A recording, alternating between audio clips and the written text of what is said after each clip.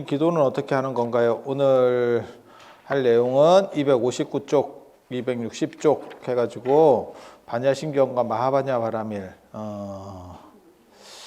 마하바냐 바라밀 대승경전에 어떻게 보면 가장 핵심적인 게 이 반야경이라고 보시면 됩니다.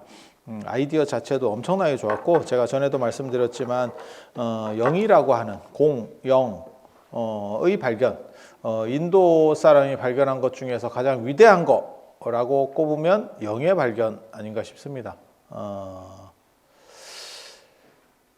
존재하지 않지만 작용으로서 존재하는, 야, 그 영 어떻게 생각했는지 참 진짜 대단한 거예요. 생각해 볼수록 야, 저런 생각을 어떻게 할 수 있을까? 그러니까 마치 꿈과 같은 거지. 그거는 뭔가 있는 것 같은데 실체는 없지. 그게 공이에요. 그게 공이고 영도 그렇고, 영도 그렇고. 그래서 그건 참 우리가 답을 아니까 그렇지 답을 모르는 상황에 생각했을 때는 무지하게 어려운 개념이에요. 그리고 그런 것들이 남인도 쪽에서 이야기가 나온다는 거는 남인도가 더워서 알딸딸하게 있는 거예요.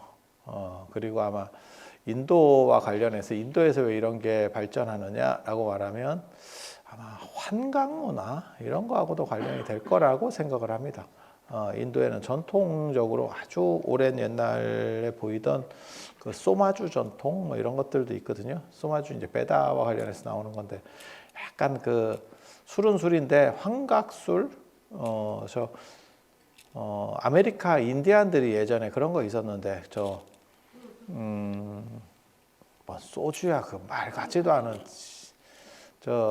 선인장 술이 있어요. 근데 그 선인장 술을 먹으면 환각 증세가 나타나요. 그래서 아메리카 그 무당들, 아메리카 인디안 중에 무당들이 그 선인장 술을 먹고 알딸딸한 상태에서 약간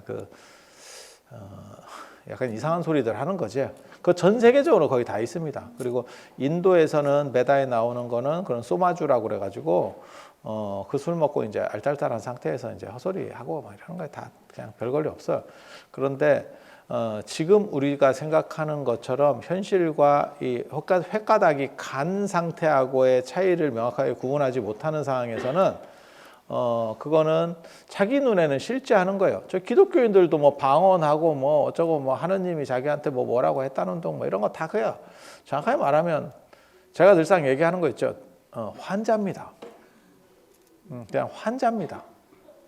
그리고 그게 실제로 일어났다고 가정하더라도 그것을 맞는지가 중요한 거지. 우리 지금 벌써 오래된 얘기인데 예전에 2000년 넘어가기 전에 뭐 밀레니엄 뭐 어쩌고 해서 한참 할 때 그때 뭐 휴거를 한다는 둥 뭐 그런 놈들이 있었어요. 그래갖고 9시 뉴스에 아예 그냥 갖다 박아서 매번 뉴스에 톱으로 나왔던 게 있고 걔네가 뭐 지정한 날짜가 있는데 그때 뭐 생중계를 해줬죠. 그 시절에 생중계가 그렇게 흔한 것도 아니었는데 그래가지고 뭐 그때 뭐 휴거가 일어나고 지구가 빠개지고 뭐 어쩌고 얘기 있었지만 그때 참 보고 있는 내가 오글오글 하더라. 왜? 그때 막 열심히 막 지금 들어가야 돼요. 뭐 이러면서 막 교회 안으로 들어가가지고 막 그 뭐 찬양하고 뭐 어쩌고 노래 부르고 이랬는데 시간 지났고 더 지났고 이제 계속 지나고 있는데 사람들 좀 그 막 옆에서 생중계하고 있는데 자괴감 들죠, 진짜. 자괴감 들게. 쪽팔려. 진짜. 그래서 그런 거 있었잖아요. 그래서 객관적으로 검증할 수 없는 거는 그러니까 제가 다른 사람하고 약간 다른 점 중에 하나는 종교적인 것들을 맹목적으로 그렇다라고 하지 않아요. 그것이 보편성을 가지고 있느냐. 그리고 불교도 사실은 그 얘기를 하는 거예요. 그러니까 내가 혼자서 뭐 수행을 해서 깨달았다. 뭐 이런 거 별로 중요한 거 아닙니다. 그게 중요한 게 아니고 그것을 보편화시켜서 다른 사람도 비슷한 조건에서 비슷한 결과값이 나오느냐. 사실 그게 과학이거든요. 제가 전에 그런 말씀 드렸었잖아요. 과학과 사이비과학의 가장 큰 차이는 무엇인가? 사이비과학은 전혀 해당 사항이 없는 완전 허구냐? 그게 아니다. 확률이 낮을 뿐이다. 확률이 낮을 뿐이다. 그리고 과학은 그럼 100%냐? 그렇지 않다. 과학도 한 7, 80% 정도 되는 거지. 100%는 이 세상에 없어요. 그렇지만 비슷한 조건을 줬을 때 7, 80 의료도 되나 그런 겁니다. 그러니까 그걸 먹으면 100% 낫느냐? 아니, 그런 건 아니에요. 다 그렇게 가는 거거든. 그래서 과학의 확률이라고 하는 거는 한 7, 80% 되면 그걸 과학이라고 우리가 얘기하는 거고, 물론 그거를 이제 더 그 확률을 더 높이기 위해서 계속 연구들을 하는 거죠. 그러니까 암에 대해서 치료한다? 그러면 처음에는 치료 효과들이 별로 없었지만 지금은 특수하거나 너무 늦게 발견되는 게 아니면 어느 정도는 커버가 됩니다. 제가 이렇게 뵙기로는.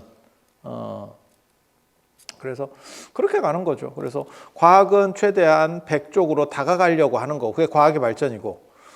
그런데 저거 기독교가 말하는 거나 저 무당들이, 무당 씹지 말라던데 자꾸. 그 안티가 늘어난대, 내가.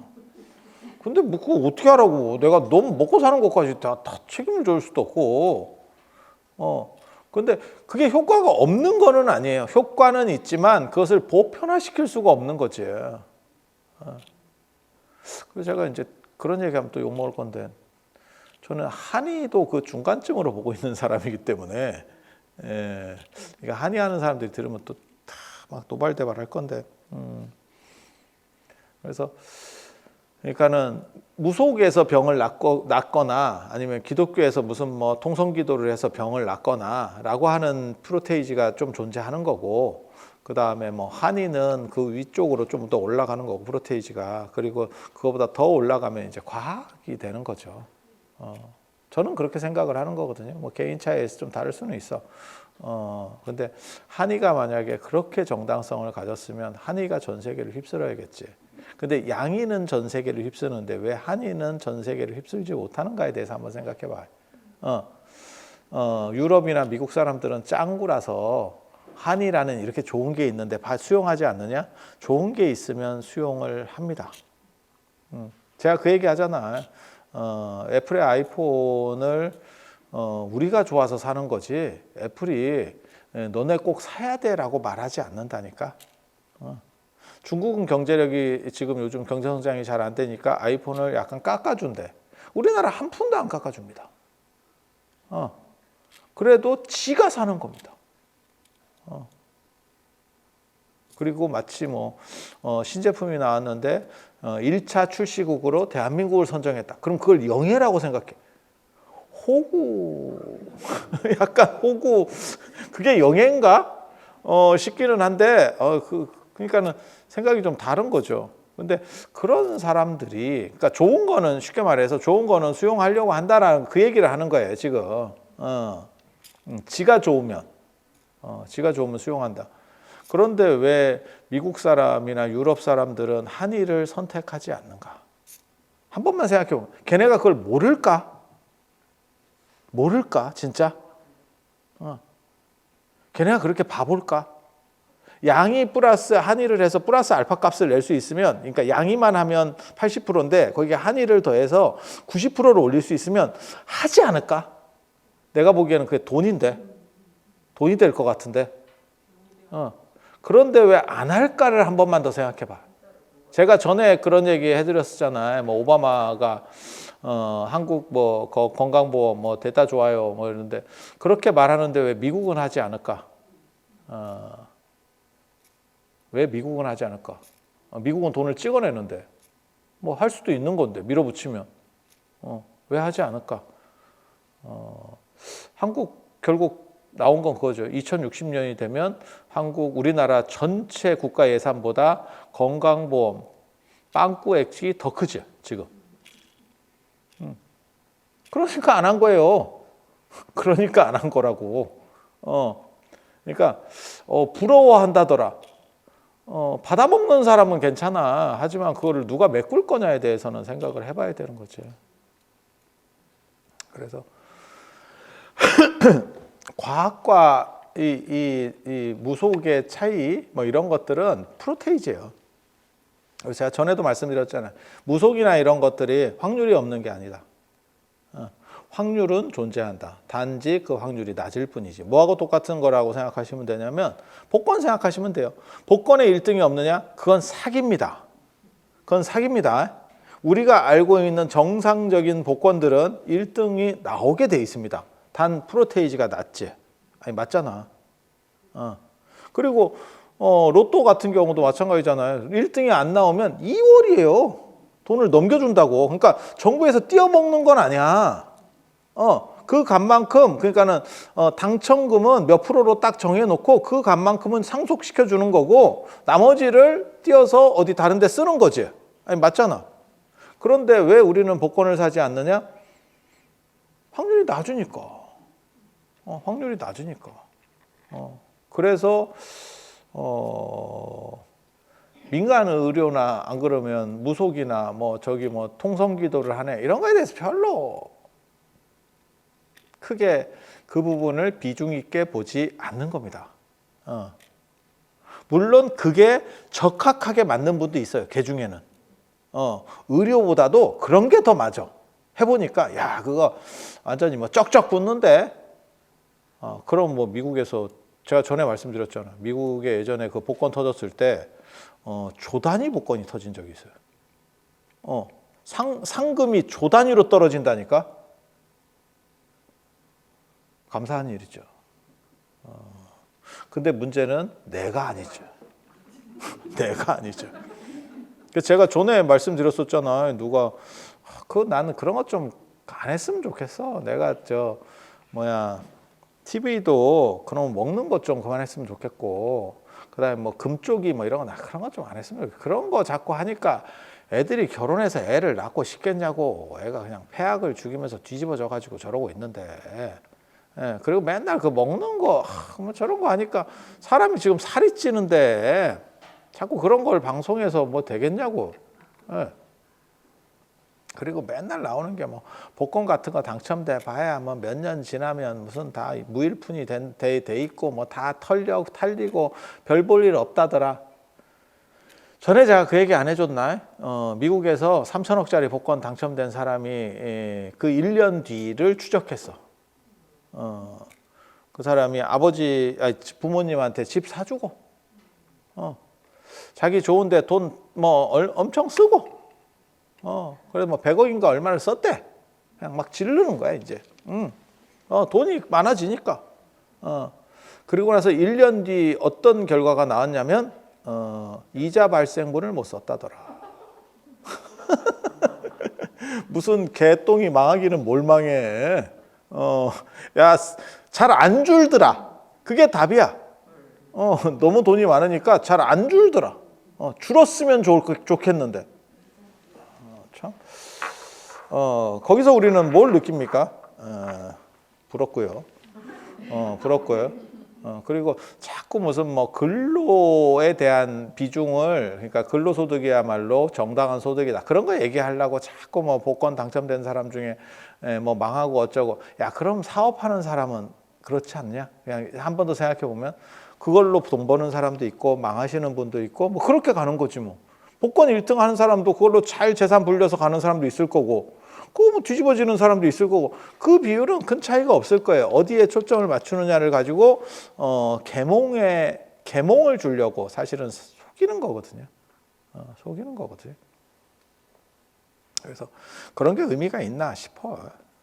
그런데 아무튼 인도 사람들이 영에 대한 발견, 영에 대한 발견이라고 하는 거는 제가 보기에는 환상의 문화와 관련이 있다라는 생각은 해요. 그러니까 꿈과 같은 환상, 그 다음에 마약 관련된 환상, 그 다음에 더운 지역에서는 너무 늘어지게 자면서 약간 알딸딸한 환상, 그러니까 꼭 마약을 안 하더라도 그게 공이에요.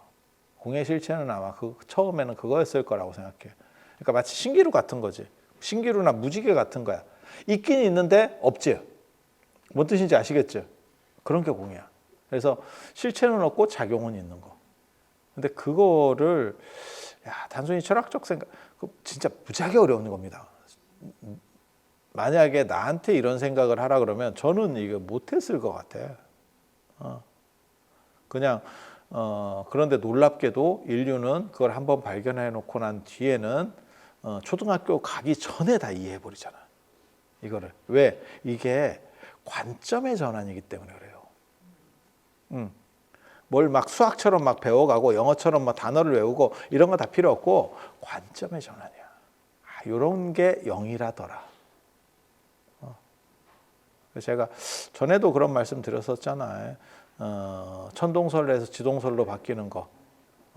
그건 관점의 전환이고 현상적 변화는 존재하지 않는다. 공에 대한 이해도 그런 거예요. 그리고 공을 한번 이해하면 죽을 때까지 까먹을 수 있느냐? 안 까먹어요. 0이라는 숫자에 대한 거 이해를 진짜 치매 안 걸리면 0이 뭐지? 이렇게 돌아가는 경우는 몰라. 뭐 제 주변에는 없어. 있으면 뭐 팔자고. 있으면 팔자고. 그래서 그런 게 어떻게 보면 도노라고 하는 속성이에요. 도노. 한 방에 깨닫는다. 그건 인식론적 전환입니다. 인식론적 전환. 세상을 보는 관점의 전환. 그래서 요 반야사상이라고 하는 반야공사상이라고 하는 거는 진짜 위대한 생각이에요. 그리고 요거는 철학적으로는 반야공사상, 그리고 그게 숫자적으로는 드디어 영의 발견 같은 거예요. 그리고 그게 얼마나 대단했으면 전 세계적으로 이건 다 쓰지 지금. 그러니까 인도가 발견해서 전 세계가 다 쓰는 거 영입니다. 아니 맞잖아. 네. 아니 맞잖아. 중국이 발견해서 전 세계가 다 쓰는 거, 뭐 인쇄술, 나침판, 아니 뭐 됐고요. 그런 거는 뭐 옛날 얘기고, 제가 꼽는 거 있죠. 관료제와 과거제. 아니 군연제와 과거 관료제. 예. 군연제 지금도 쓰고 있는 거고, 과거를 통해서, 그러니까 지금 시험 통해서 관료제 지금도 쓰고 있는 거고, 군연제는 진시황, 관료제는 수문제입니다. 그 과거제, 과거의 시험 통해 가지고 하는 거, 수문제. 아이러니하게도 둘 다 단명왕조입니다. 진시황의 진나라와 수나라 둘 다 단명왕조입니다. 참 그 진기하지. 가장 위대한 발견을 했지만 애석하게도 오래 못 갔다는 걸. 그래서 이 반야공사상을 중심으로 해서 대승불교가 일어나는 거고, 만약에 이게 아니었으면, 반야공사상이 아니었으면 대승불교가 소승 부파로부터 독립할 수 있었겠나라는 생각까지 들 정도로, 이건 어떻게 보면 획기적인 거예요. 그러니까 코페르니쿠스적 전해처럼, 그러니까 천동설을 지동설로 바꾸는 것처럼 인도 불교사에서 가장 획을 크게 긋는 사건 이겁니다. 사실은 반야공사상이 됐느냐, 그리고 그걸 가지고 이게 완전히 새로운 관점들이 생기는 거예요. 그러니까 그게 소승과 대승의 분기라는 겁니다. 소승과 대승의 분기. 예. 그러니까 우리도 뭐 그런 것들이 주변에 여러 가지가 있죠. 여러 가지가 있죠. 지금도 볼 수 있어요. 예를 들어서 은행이, 카카오뱅크가 굉장히 중요한 거거든요. 사실은 카카오뱅크 안 쓰시는 분도 계실 건데 카카오뱅크가 굉장히 중요해요. 왜? 그냥 카카오톡 기반으로 해가지고 대충 이렇게 슥슥슥 하면 은행 업무를 볼 수 있게 만들어놨죠. 그리고 그게 대단한 이유는 뭐냐? 시중은행을 다 합쳐도 카카오뱅크한테 안 되죠. 왜? 관점의 전환이에요. 똑같은 은행 업무를 놓고 우리가 그걸 여러 번 했었다니까. 송금 처음에는 은행에 갔었고 수기로 적었었고, 나중에는 전화로 했었고, 그 다음에 나중에 인터넷 뱅킹 했었고, 그리고 지금 이제 스마트폰으로다가 이렇게 하잖아요. 그리고 카카오로 써버리면, 저한테도 자꾸 그런 사람들이 있어요. 뭐 이렇게 용돈을 얼마 해드리려는데 저거 계좌를 좀 찍어주시면 안 돼요. 내 입장에서 그거 받자고 찍기도 좀 가오가 무너지잖아. 그거 좀 그렇지 않나? 근데 제가 답답한 거는 카카오로 보내. 카카오로. 그거 100만 원까지는 그 사람 그거 몰라도 돼. 그냥 이름만 알면 돼. 이름만 알면. 카카오뱅크가 그거예요. 통장으로 막 보내는 거 아니에요. 계좌번호 몰라도 된다니까? 그 말이 막 여기까지. 물론 뭐 그분이 그 이상을 보내려고 했기 때문에 그럴 수도 있는데 그런 사람이 있었으면 좋겠습니다. 아유 그 2, 30 보내면서 자꾸 계좌번호 물어보고 내가 그거 받으려고 좀 너무 없어 보이잖아. 너무 없어 보이잖아. 그리고 제가 특징이 그거잖아요. 약간 가오물어지는 거, 없어 보이는 거 내가 별로 그렇게 좋아하지 않는데 그러니까 뭘 얘기하려고 하는 거냐면 편리성에서의 차이가 존재한다는 거예요. 그래서 놀랍게도 제대로 된 은행 지점 하나도 없는 카카오뱅크가 신한은행이나 국민은행을 이기고 추세를 또 그쪽으로 싹 바꿔버리니까 은행들이 따라가기 시작해. 그러니까 일반 시중 은행들이 따라가기 시작하죠. 뭘 따라가느냐? 카카오가 한번 포문을 연 뒤부터 은행 가기가 진짜 지랄같이 됐죠. 여러분도 느끼실 거예요. 점포가 없어 이런 것들이. 예전에는 점포들이 있었는데 요즘은 야 이거 어디로 가야 되냐. 그리고 점포가 없으니까 가면 다 강적들만 와 있어요. 단순한 업무 보러 오는 사람은 없고 번호표 한 10개만 10번 정도만 차이 나도 이게 하세월이요. 아니 경험해보는 지금 일들이잖아. 그러니까 신한은행이나 국민은행 같이 큰 기업이 카카오를 따라가고 있는 거예요. 오히려. 야, 그게 어떻게 보면 변화를 바꿔가는 리드해 가는 거죠. 그리고 그런 걸 해갈 수 있는, 그러니까 현대 사회로 말하면 그런 기업들이 성장하는 기업이고 살아남는 기업이 되는 거죠. 그래서 대승불교에 있어서도 이 반야 공사상이 없었으면 대승불교가 어떻게 보면 소승으로부터 독립할 수 있느냐 참 쉽지 않았을 거라는 생각을 합니다. 그리고 대승불교와 관련해서 요 260페이지 보시면 세 가지가 있어요. 그게 이제 이 반야 공사상과 관련해서 반야경과 관련해서 600대반야경, 600권짜리 반야경, 그 다음에 반야신경, 그 다음에 또 하나가 뭐야? 금강경. 능당 금강분 577권째 능당 금강분. 그래서 그게 이제 금강경. 그래서 600대반야경과 얽힌 이야기, 그 600대반야경 전 세계에서 가장 긴 경전입니다. 600권짜리. 읽으실 필요 없습니다. 그 정신 건강에 좋지 않습니다. 그리고 너무 그렇게 길게 해놓으니까 나중에 핵심만 추리자 그래서 260자 반야신경, 제목까지 하면 270자 이렇게 되는 거고요. 그래서 그거를 여기 제가 적어놨잖아. 자은전에 보면 자은전이 현장스님 전기예요. 현장스님과 관련된 3대 전기가 있습니다. 이게 이제 자은법사전이라고 하는 거고, 그게 현장스님의 어떻게 보면 개인적 전기고, 그 다음에 국가 당태종의 요구에 의해서 제자인 병기한테 구술해가지고 쓰도록 한 게 대당서역기.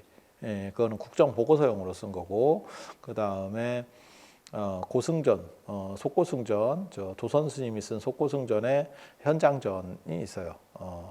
근데 그 자료는 도선 스님이 쓴 자료는 뭐 그것도 2차 자료예요. 2차 자료.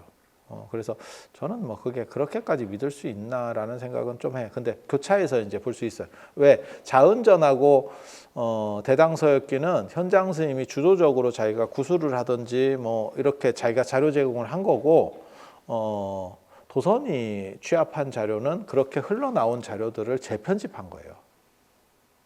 재편집한 거예요.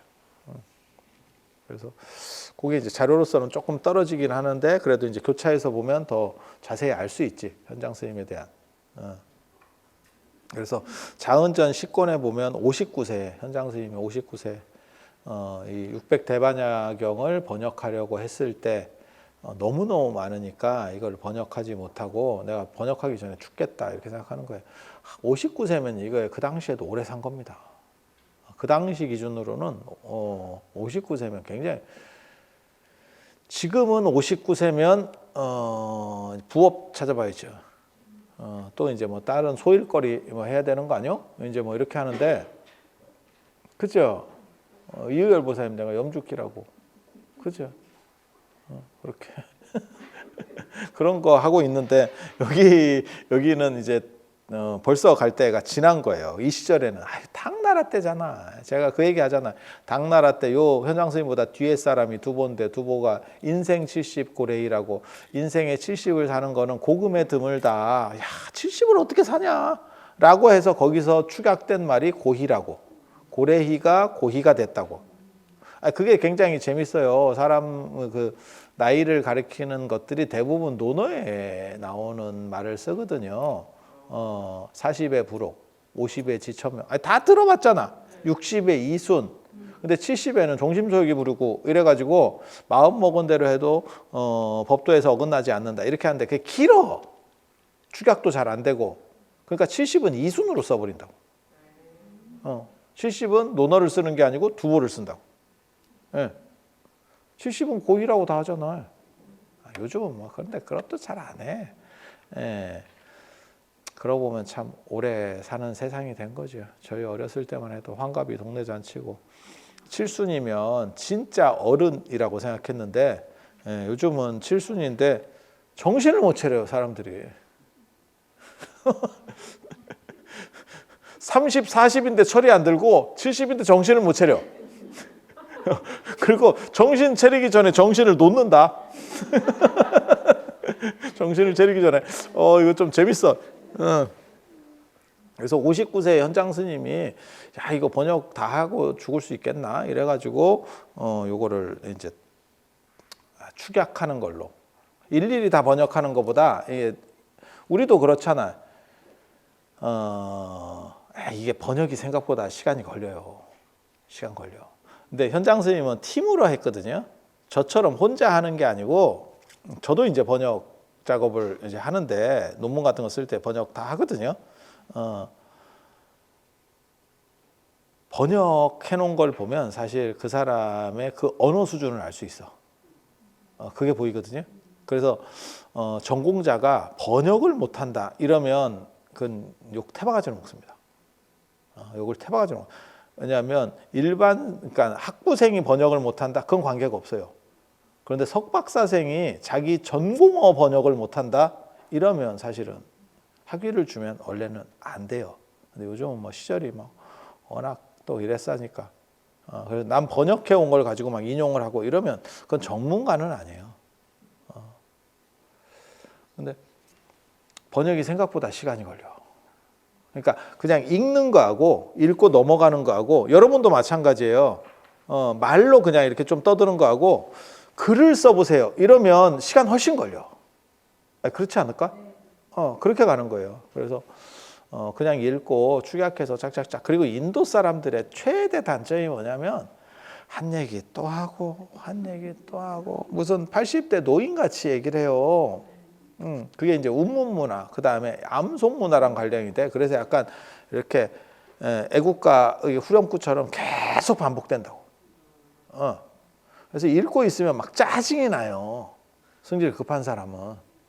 그래서 대반향이 37조도품에 대해서 얘기하면 똑같은 구조를 가지고 37번 얘기해.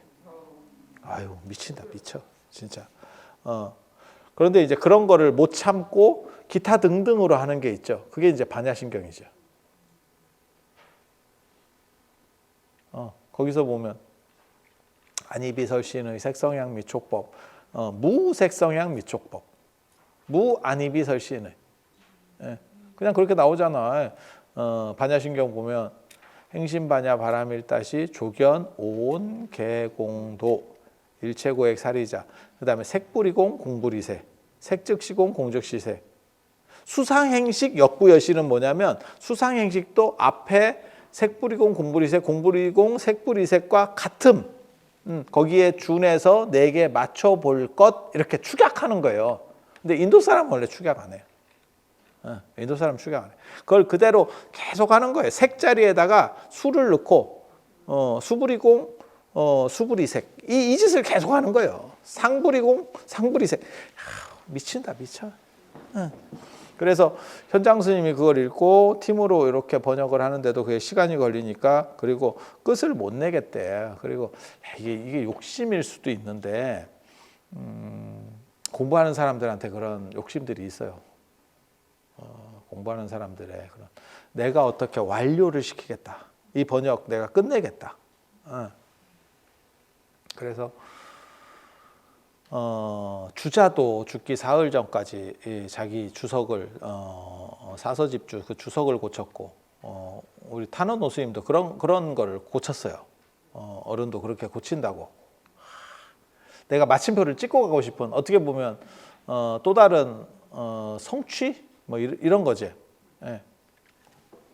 그래서 그렇게 가는 건데 예전에는 그리고 이런 생각들이 있어. 내가 딱 완료시켜서 더 이상 손댈 게 없게 한다. 이 정신이 있어. 지금은 그 정신이 없어. 지금은 그 정신이 없어. 이게 1990년대부터 바뀌었다라고 저는 생각을 하거든요. 이게 80년대 말 90년대부터 바뀌었어요. 그러니까 그전에는 물건 하나를 만들어도 잘 만들어서 거의 평생 쓰게 하겠다. 그게 미국과 유럽의 정신이에요. 근데 일본이 뭘 하면서 따라잡았냐면 굳이 평생 쓸 거 아니잖아. 그러면 어느 정도 쓸 만큼만 기능할 수 있게 해주면 되고 디자인 좀 이쁘게 해주고 싸게 만들면 되잖아. 뭐하러 평생 쓰게 만들어? 그게 일본이 제조업으로 짱으로 올라오는 거예요.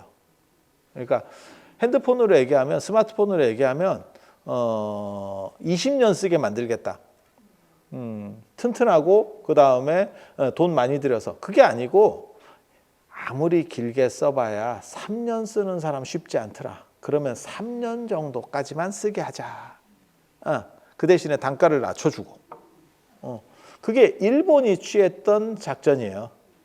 그리고 그게 성공하는 거지. 그리고 오늘날 지식이라고 하는 것도 마찬가지예요. 지금도 제정신 못 차리고 전문가 중에서 어떤 사람들이 있냐면 막 이렇게 퇴고해가지고 문장 고치고 해가지고 최대한 뭐 완전하게 자기가 보기에는 근데 그게 필요가 없는 시절이거든. 이유가 뭐냐? 변화 속도가 워낙 빠르기 때문에 내가 완성이라고 생각하고 마침표를 찍어도 곧 어그러져요. 이게. 그러니까 지금은 그 시점에 맞춰서 탁 치고 가는 거예요. 그러니까 상대가 원하는 정도의 지식만큼만 딱 풀어서 딱 넣어주고 빠지는 시절이야. 이해가 됩니까? 세상이 바뀐 거예요. 세상이 바뀐 거예요. 지금 생각을 해봐. 소니랑 저 어렸을 때는 소니랑 삼성이랑 어디 언감생심. 소니가 압도적인 기업이었는데 소니는 꼬라박고 삼성은 세계적인 기업이 됐고 그런데 또 삼성이 또 헛발질을 해가지고 지금 또 이류 기업으로 또 주저앉고 더 놀라운 건 소니가 삼성보다 지금 더 클걸요. 그게 가능한가 이러지. 전자제품 이런 거는 털어냈지만 소니는 금융, 엔터 이런 쪽으로 갔어요. 게임 이런 쪽으로. 그래서 그쪽에서 수익을 올리니까 주가가 아마 삼성보다 높을걸? 시총으로 기준으로 보면 그게 인생이에요. 그게 인생이야. 그렇게 바뀌어가는 거지.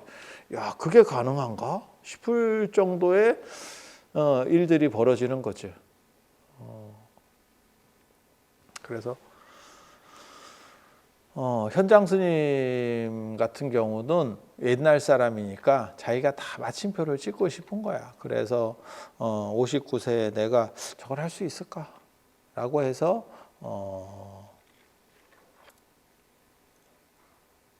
도저히 죽기 전에 못하겠다 이 생각을 해서 축약 번역 읽으면서 착착착 요약해가지고 축약 번역. 여러분은 어때요? 제가 법화경 전독 기도를 하거든요. 법화경 전독 기도가 뭐냐면 하루 동안에 법화경을 한 권을 다 읽는 거예요. 근데 막상 읽어보니까 시간이 너무 많이 걸려. 아침 한 9시쯤 시작해갖고 저녁 7시까지 읽어야 돼. 아니 중간에 이제 밥도 먹고 이제 이러면서 가는 거야. 근데 이거를 하는 분 중에 부산에 그 바람일 선언하는 이내 스님이 자기도 힘든 거야. 자기도 해보니까 이게 너무 길어. 그리고 법화경을 읽어보면 이 반야경만 이런 게 아니에요. 인도 사람들이 아까 얘기했잖아요. 계속 돌림노래 같이 비슷한 얘기를 계속 한다고. 그러니까 뭐 어떤 행동을 했냐면 토막을 치는 거예요. 자기가. 그러니까 반복되는 거를 빼는 거지. 굳이 이거 똑같은 얘기를 뭐 이렇게 하고 저렇게 하고 아유 그거 좀 잘라내고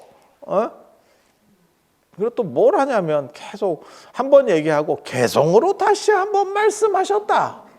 뭐 이렇게 나오거든. 그러니까 그런 거. 그러니까는 핵심적인 걸 잘라내는 게 아니고 그냥 반복적인 거, 너무 반복적인 거 그거를 잘라냈어. 잘라냈어. 그러니까 지금 해보니까 어떻게 되냐면 아침 9시에 시작하면 5시, 6시면 끝나요. 한 두어 시간이 줄어들었어. 자, 여러분들은 어떻게 생각해? 여기에 대해서도 두 종류의 사람이 있더라고. 좀 짧아지니까, 그것도 쉬운 거 아니에요. 생각을 해봐. 지금 그렇게 해도 8시간 가까이, 8시간 이상을 해야 돼. 그러니까 쉬운 거 아니야. 쉬운 거 아닌데, 두 종류의 사람들이 있더라고. 그래도 한 두어 시간 줄어드니까, 그거 단순 2시간이 아닙니다. 왜냐하면 너무 힘든 상황에서 2시간이면 훨씬 괜찮아. 그래서 그렇게 줄이는 게 좋겠습니다 라고 찬성파가 있고, 또 하나는 뭐냐면 그래도 경전인데 힘들더라도 내친 김에 다 해야 되는 거 아닙니까? 이렇게 꼼수를 부려서 되겠습니까? 아니 또 이렇게 말하는 사람들이 있더라고. 자, 여러분 생각은 어때요? 아니 마음 먹고 하는데 막 그래도 안 빼고 다 하는 게 의미가 있는 거 아니겠습니까? 이것도 하나의 주장으로서 뭐 타당한 얘기고, 그래도 사람들이 너무 힘들어하는데, 그래도 조금 줄이고 집에 가서 그래도 밥이라도 차려주게 해드려야 되는 거 아닙니까? 또 이것도 또 말이 되잖아. 근데 앞에서 한 얘기를 뒤에서 또 그게 인도 사람들의 그 주저리 그러니까 약간 이렇게 얘기하기는 좀 그렇긴 한데. 약간 이렇게 한국 사람들도 그런 분들이 있어요. 제가 만나본 분 중에서 그렇게 똑같은 얘기하는 두 종류의 사람을 압니다. 80 이상 된 어른들, 그리고 술 드신 분들. 끊임없이 똑같은 얘기를 한다. 또 하고 그만 좀 하라고. 내 입으로 내가 얘기하는 것도 못하냐고 이러고 또 하고 뭐 반복학습. 여러분 주변에도 찾아보시면 분명히 있습니다. 근데 인도 사람은 그런 걸 좋아해요. 이게 더운 지역에서 별로 할 일 없고 자빠져가지고 이렇게 듣는 사람들이기 때문에 이게 그런 걸 좋아해. 그러니까 지금은 바쁜 시절이기 때문에 여러분이 봐봐. 여러분이 요즘 드라마를 어떻게 보시는지 모르겠는데 예전보다 드라마가 훨씬 탄력적이고, 예전에는 뭐 24부작 뭐 이런 이렇게 12부작 뭐 이렇게 정해져 있는데 요즘은 뭐 7개짜리도 있고 뭐 13개짜리도 있고 뭐 그게 안 끊어져. 옛날 개념은 몇 개씩 이렇게 끊어지는 범주가 있었거든. 요즘은 그런 게 별로 없어. 게다가 뭐가 있냐면 예전에는 12부작도 짧은 드라마예요. 인기 있는 거는 막 40부작. 막 그렇게 갔었거든. 근데 요즘은 그런 거 거의 없습니다. 그러니까 조금 뜬 드라마는 한 10부작 정도에서 왔다 갔다 해. 그렇게 가는 정도고, 긴 거 안 봐요, 사람들이. 예전에는 이렇게 조금 인기 있다 이러면 작가한테 얘기해가지고 대본을 늘리잖아. 그럼 죽을 듯, 살 듯, 죽을 듯, 살 듯 이렇게 하는데 지금은 그따구로 하면 싹 날아갑니다. 사람 아예 안 봐. 그리고 뭐가 있냐면 전 세계적인 저런 거에서 가장 인기 있는 것 중에 우리나라는 뭐 그렇게까지 많이 쓰는지는 잘 모르겠는데 저거잖아. 저거 뭐야, 중국 거. 아니, 그 유튜브도 사실 걔네를 본따서 쇼츠를 만든 거지. 틱톡. 그래서 미국에서 뭐 저 정보가 샌다 어쩐다 이래서 뭐 그걸 금지를 시킨다는 운동 뭐 했었던. 그러니까 그게 이제 60초짜리가 최대 맥시멈 60초고 더 짧은 것도 되게 많아요. 한 15초짜리도 많고.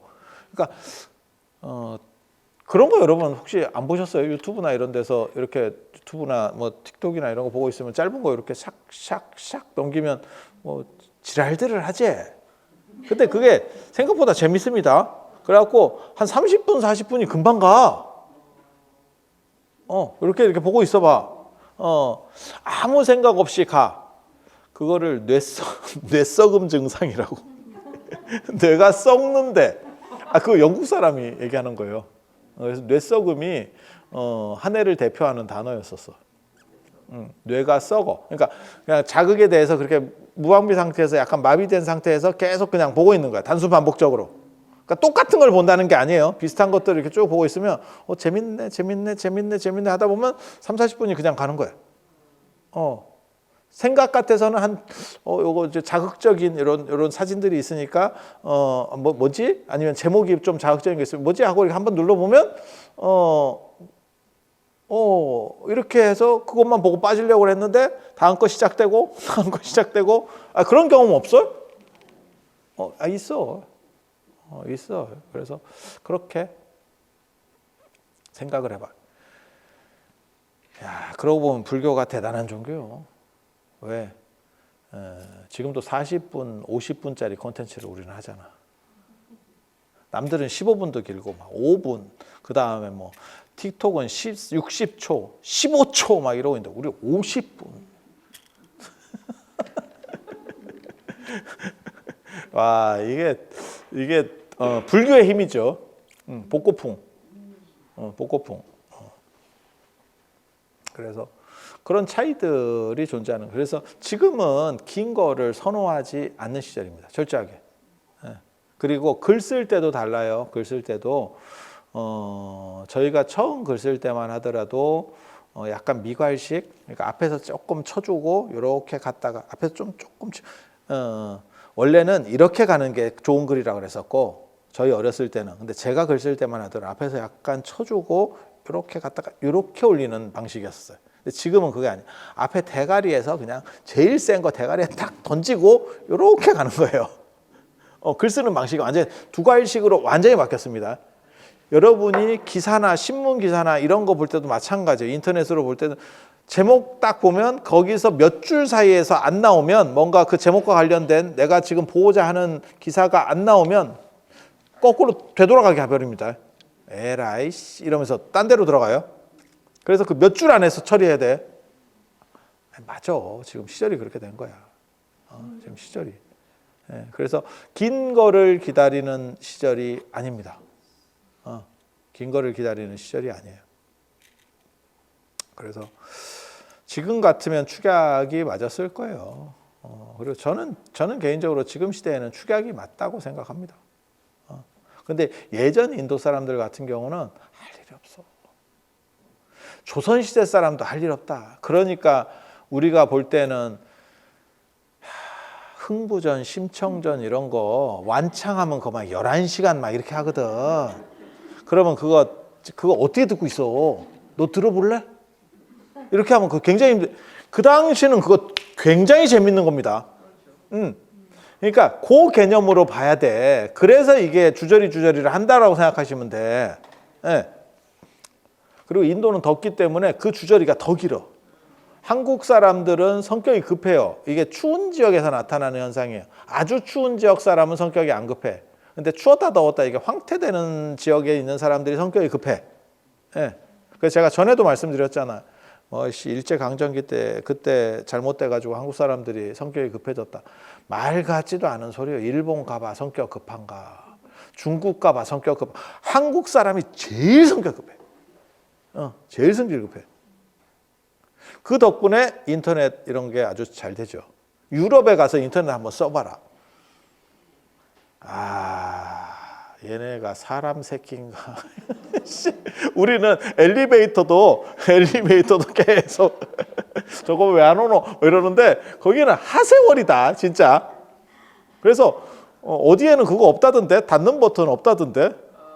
어느 나라는 닫는 버튼 없다던데. 그리고 외국 엘리베이터는 그게 없대요. 우리는 층수 끄기 버튼이 있어. 그러니까 내가 3층을 가려고 3층을 눌렀는데 아니야 잘못 눌렀어. 4층 해야 돼. 그러면 끄기 버튼이 있어. 근데 외국에는 그게 없어. 걔네는 그냥 기다리는 거예요.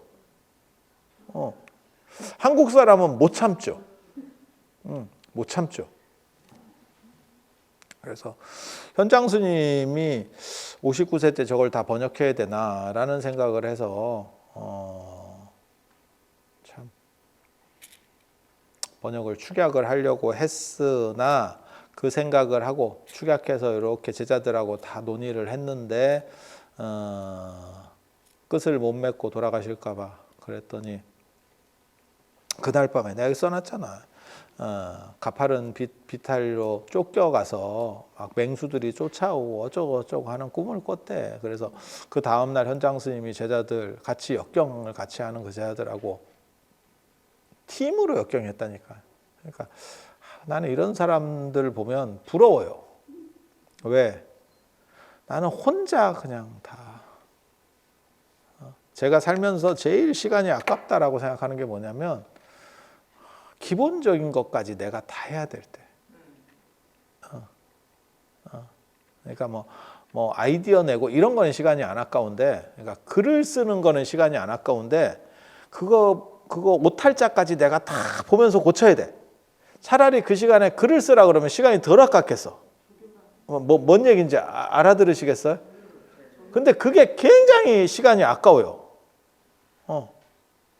좀 슬프지. 예.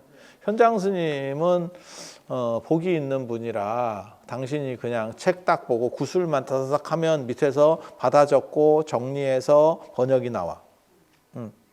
우리는 오탈자를 몇 번을 봐.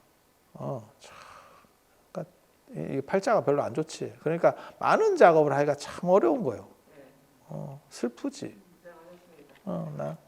나도 내 인생을 보면 슬퍼.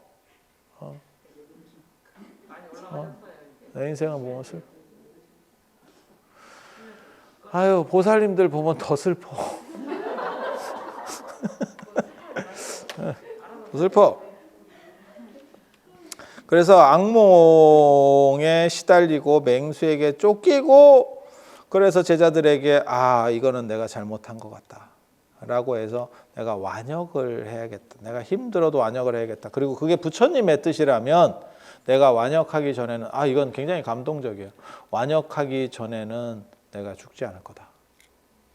그리고 그렇게 딱 선언을 했더니 꿈에 여러 불보살님들이 나타나서 그 불보살님의 공양을 올리고 이런 꿈을 딱 꾸게 됐다라고 하는 거예요. 그리고 실제로 이거 보면 기가 막혀. 이거 기가 막혀요. 260쪽 밑에서 세 번째 줄 봐봐. 이거 진짜 현장 스님이 언제 돌아가시냐면 62세 10월 23일 날 대반야경을 완성해. 그러니까 한 3년 걸린 거예요. 이게 지금 59세부터 시작해서 62세까지. 그 쉽지 않아. 진짜 3년 동안 뭐 경전 하나를 가지고 번역한다는 게, 저도 번역이 어렵다는 걸 알기 때문에 제가 그런 사람들 참 대단하다라는 생각을 하거든요. 태평광기 같은 거 번역한 사람, 내가 그거 진짜 저거 팔리지도 않는 책인데 수십 권짜리 막 한 500페이지 되는 거 수십 권이 되는 책을 번역을 해. 참 책이 그거 뭐 다 팔려봐야 뭐 500권도 안 팔리기 싶은데 저거. 그러니까 그게 도대체 뭐 사명감인지 뭔지 나 잘 모르겠어요. 나 그런 거 번역하는 사람들 보면 내가 나중에 형편이 좋으면 그런 사람들은 좀 뭐 상을 줬으면 좋겠다 라는 생각들을 해요. 번역 좀 열심히 하는, 왜냐하면 그게 너무 힘들고 먹고 살기가 힘들다는 거 내가 알기 때문에. 진짜 단순 반복 같은 작업이에요. 그러니까 언어를 아느냐의 문제가 아니고 이거는 지구력의 문제야. 사실은 번역은 지구력의 문제예요. 언어를 안다라고 했을 때 그 다음부터는 지구력이야. 그러니까 하루에 뭐 한 7, 8시간씩 계속 그것만 번역하고 있는. 그렇게 한 3년 정도 이렇게 번역하잖아요. 하체 나갑니다. 하체 나갑니다. 운동 안 하고 이것만 하면 하체 나가. 그렇게 번역하고 나서 105일 뒤에 2월 5일 날 현장 스님께서 돌아가셔요. 그러니까 참 부처님이 어떻게 보면 영험하신 거지. 다 그거를 번역할 만큼 더 살게 된 거야. 어떻게 보면 현장 스님이 그때 이미 뭐 번역 안 하고 했으면 그때 돌아가셨을 수도 있다라는 생각도 해요. 그때 돌아가셔도 하나 이상할 나이가 아니에요. 이때 60이라고 하는 거는 지금으로 따지면 거의 한 80 생각하셔도 뭐 크게 문제가 없는 나이입니다. 그래서 요걸 이제 마지막 불사로 당신께서 딱 하시고 그리고 돌아가시는 거죠. 그래서 600대반야경을 보고 있으면 그 현장 스님의 그러한 노고가 개인적으로는 저는 현장 스님 같은 천재적인 분이 좀 아깝다는 생각도 해요. 제가 전에도 그런 얘기 잠깐 해드렸었는데 나는 탄원 스님, 제가 탄원호 스님을 모시고 있지만 그렇게 그 어른에 대해서 연구도 하고 이런 사람이지만 참 안타깝다는 생각을 해요. 시대를 잘 만났으면, 그러니까 지금 같은 시절에 탄원호 스님이 태어나셨으면 그 양반이 아주 중요한 한국 불교와 관련해서 중요한 사상가가 됐을 수도 있는 분이에요. 근데 그분이 사셨던 시절은 해방이 되고 나서 그분이 주로 사셨던 시절, 더 어렸을 때는 뭐 일제강점기를 사셨으니까 그런 거, 그때는 배울 때이고 해방이 되고 나서 갑자기 우리나라가 한문 쓰다가 한글 전용으로 바뀐 거예요. 원래 한문 쓰다가 일본어 쓰다가 한글 전용으로 바뀐 거예요. 그러니까 불교 경전들이 전부 뜻이 통하질 않아. 갑자기 한글 전용 세대가 됐는데 이게 한문을 도대체 어떻게 할 거야? 그러니까 그걸 번역하면서 평생을 이거를 번역을 하시면서 돌아가시는 결국 그런 상황이 된 거거든요. 그래서 당신 얘기나 당신 글이 많지 않아요. 거기에 에너지 다 빨린 거지. 네. 만약에 지금같이 이렇게 번역이 완비된 상태에서 당신이 사셨으면 그걸 가지고 연결해서 새로운 사상이나 철학을 얘기했을 거야. 네. 현장 스님도 사실은 그게 굉장히 안타까워요. 만약에 현장 스님이 이 번역 시대를 살지 않고 이 현장 스님이 번역 시대를 탁 털을 깔아놓으니까 그 다음에 현수법장 스님, 안 그러면 해능 스님 같은 분들이 나타나서 그 다음에 철학을 얘기하는 거야. 철학이나 사상을 얘기할 수 있는 거야. 근데 이 양반은 그 터 따지는 데 끝낸 거지. 그러니까 아파트 공사로 얘기하면 터파다가 끝난 거예요. 이 어른 인생은. 그리고 그 다음에 이 어른이 그렇게 희생을 해놓은 덕분에 그 다음에 이제 건물이 올라가기 시작하는 거죠. 그리고 그 건물이 잘 올라가고 높이 올라가려면 당연한 얘기지만 털을 더 깊고 더 튼튼하게 다져야죠. 그래서 저 같은 사람은 그래도 현장 스님을 굉장히 위대하게 봐요. 근데 일반 공부하시는 분들이 현장 스님에 대해서 그렇게 높게 보지는 않습니다. 왜냐하면 자기 철학이 있는 사람을 최고급으로 보거든. 근데 이분은 자기 철학이 그렇게 있지는 않아. 아니 번역하는데 힘든데 뭐. 이 어른의 두 가지 업적은 번역과 그 다음에 당나라에서 불교가 1등이 되게 한 공적이에요. 황제들하고 잘 이렇게 해서 당태종과 당고종 이치랑 잘해가지고 칙천무까지 잘해서 당나라 불교가 최고가 되게 한 그 공적이 두 가지가 최고입니다. 그런데 그 당시에는 현장 스님이, 제가 그래서 그 얘기하는데, 살아서 신격화된 중국 불교의 유일한 인물 현장 스님. 현장 스님. 오늘 이 정도 얘기하고 다음 시간에 이거 어디서 돌아가시냐면 옥화사에서 돌아가십니다. 옥화궁이라고 하는 데를 궁궐이에요, 궁궐. 그거를 사찰로 만든 옥화사. 현장 스님도 좀 그런 건 재밌어. 현장 스님을 비판하면 몇 가지가 있거든. 재주 있는 사람을 너무 관용적으로 대해. 그래서 규기 같은 사람을 잘 받아들여 준 거. 그러니까 여러분은 어때요? 여러분이 그냥 한번 생각해 봐요. 저 사람이 천재적인데 저 사람 흠이 있어. 그러니까 우리식으로 지금 말하면 저 사람이 참 천재적인데 그 여자 좋아하고 술 좋아하고 도박 같은 거 좋아해. 봐줘야 돼. 쳐내야 돼. 어때? 봐줘야 돼. 그 천재적인 재주를 높이 평가해야 돼. 안 그러면 아무리 천재적이라도 저런 사람은 윤리적이지 않기 때문에 그냥 제외 이렇게 해야 되나? 이거 굉장히 어려운 판단이에요. 이거 어려운 판단이에요. 근데 현장 스님은 그 상황에서 재주를 높게 판단해요. 재주를 높게 판단해요. 예. 그래서 현장 스님 문화가 약간 개판이 되는 이유가 그런 재주 중심으로 놔줘버리면 기강을 세울 수가 없어요. 그리고 현장 스님도 편한 게 좋긴 한가 봐. 그러니까 옥화사 같은 데 사는 거예요. 궁전을 절로 바꿨는데 시설 좋겠지. 저도 살아보고 싶습니다. 저도 살아보고 싶습니다.